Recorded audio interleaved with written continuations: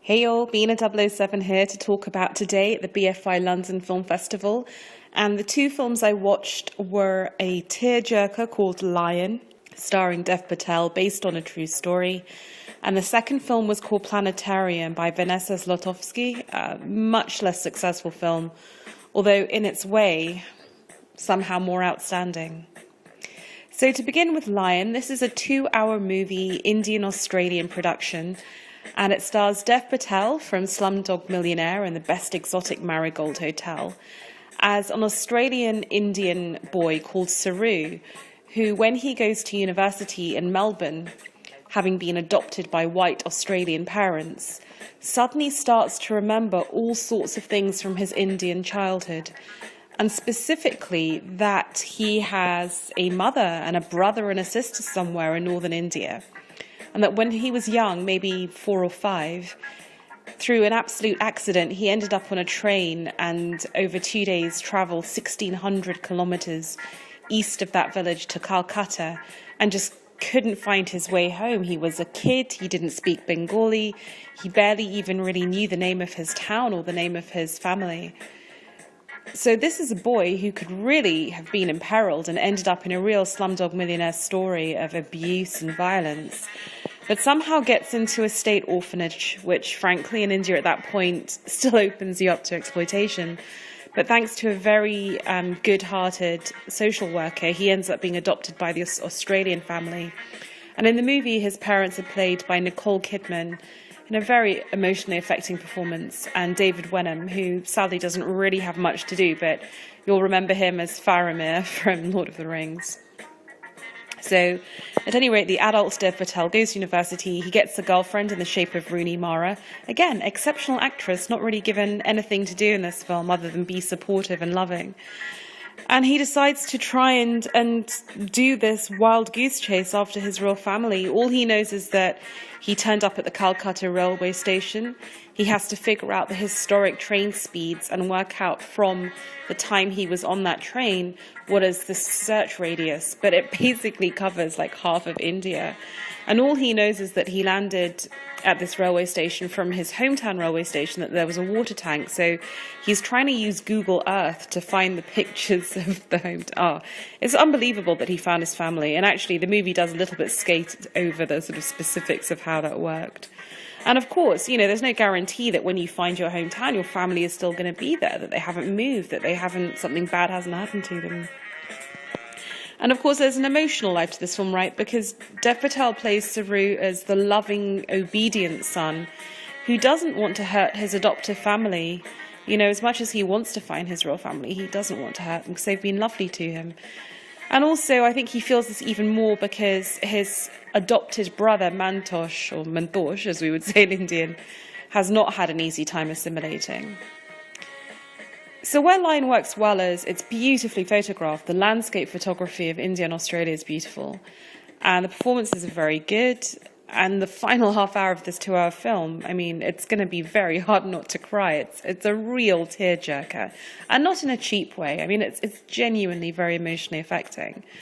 My criticisms would be that it is what it is. You know, there's no deeper meaning here. It's just, you know, decent guy from nice family tries to find home family in India.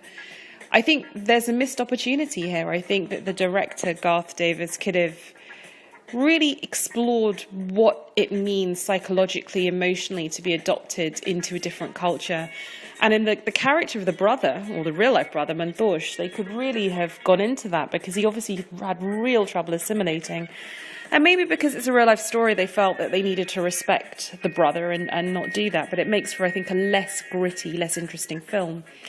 The other thing is the film has quite a slow pace. And I think that perhaps the director might have done better to begin with the grown-up character of Saru, played by Dev Patel, and then sort of flash back to his childhood and what happened on the night when he went missing, just to keep the pace going a little bit more. I'm not sure it really needs to be 2 hours, in other words.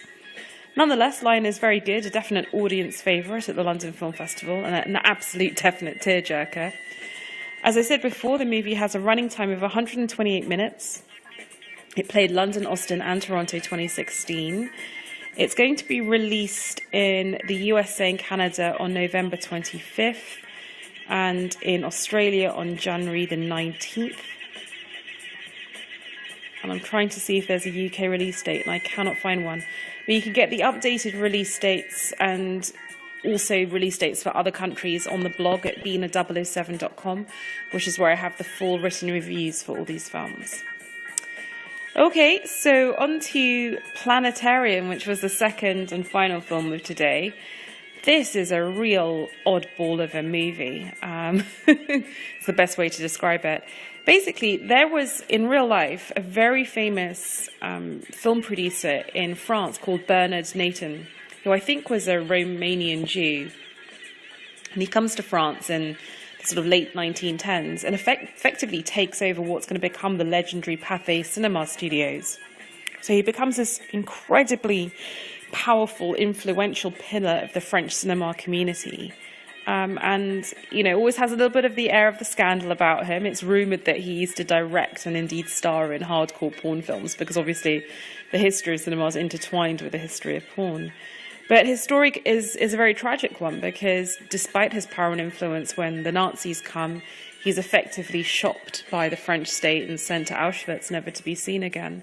And it's a story that could be an amazing film. And it feels to me like it could be a film like Cabaret, where you have this incredibly glamorous, amazing world of the movies. And almost on the peripheral vision, you see the rise of anti-Semitism. And almost too late, you realise just how desperate the situation is, and that your power means nothing. But that, sadly, is not the film that the director, I think I've been saying Vanessa, the director Rebecca Zlotowski has chosen to make. She transforms this guy's life into a fictional character called André Corbin, played by Emmanuel Solinger. And she then throws in all this other material, like she has these two sisters who are spiritual mediums, played by Natalie Portman and Lily Rose Depp, who is Johnny Depp and Vanessa Paradis' daughter. So she has these two American sisters, the Barlow girls, come to France, and this film producer becomes obsessed with them. And he's almost like Arthur Conan Doyle, who was just obsessed with spiritualism and wanted to prove that ghosts exist. So basically, Corbin, the film producer, diverts all this money from his company to effectively run all these weird-ass experiments on the younger sister, who's the one who supposedly has the gift. And, you know, he tries to prove to his film crew that he's managed to capture a spectral being on film, much to their cynicism and disbelief. And meanwhile, the elder sister, played by Natalie Portman, he tries to create as a film star. It's just weird. Like, what does he want from them? Does he want her to be a film star just so that it diverts attention away from the little sister? Or, I don't know, at one point I thought this was going to become a very creepy film, and it just sort of never did. And then bubbling under the surface, you do have the rise of anti-Semitism. So very casually, a guest at a cocktail party will say how much he admires Mussolini, half joking, or, you know, when they go to the south of France to make the movie, one of the film crew will show Natalie Portman's character a porn film as if to slander the name of the director. And she suddenly realizes, gosh, you know, sentiment's turning against this guy. But I don't know, I just find that Planetarium doesn't really know what it wants to be. Does it want to be a cabaret-style film that just shows you the glamour and the glitz, and then has the menace of anti-Semitism underneath it? Does it want to be about this producer? Is it sort of a fake biopic? It just doesn't coalesce. And so this final tragedy of what happens to this producer has absolutely no emotional power, because we haven't been allowed to become engrossed in his life. The film has been so bloody unfocused and ramshackle that, you know, you're constantly having your attention drawn out of the film as you're sitting in your seat wondering what the hell's going on. And so all you can really judge it on, or as, is just sort of a set of tableaux vivants, almost. And in that respect, it really does succeed, because the costumes are beautiful. The hair, the kind of the Marcel waves, the 1920s and 1930s in Paris have never looked more beautiful. And in Lily Rose Depp and Natalie Portman, you have two exceptionally beautiful actresses to show that off. But they don't really get to act much. I mean, Lily Rose Depp hardly at all. And this doesn't really work as a film, let's be honest.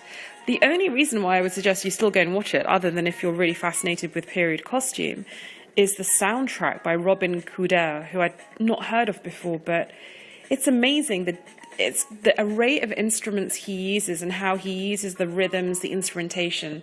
It's an almost expressionistic soundtrack. I mean, it overwhelms the action at certain points, and it feels like he's powerfully directing the action and directing your feelings. It's one of the most vivid and intrusive and superb soundtracks since, I think, There Will Be Blood. It's that good. So I would strongly urge you to check out the film just for the soundtrack, but other than that, it's just, there's too much going on. I'm not saying it's not all good in its way, but it's just a bit of a mess.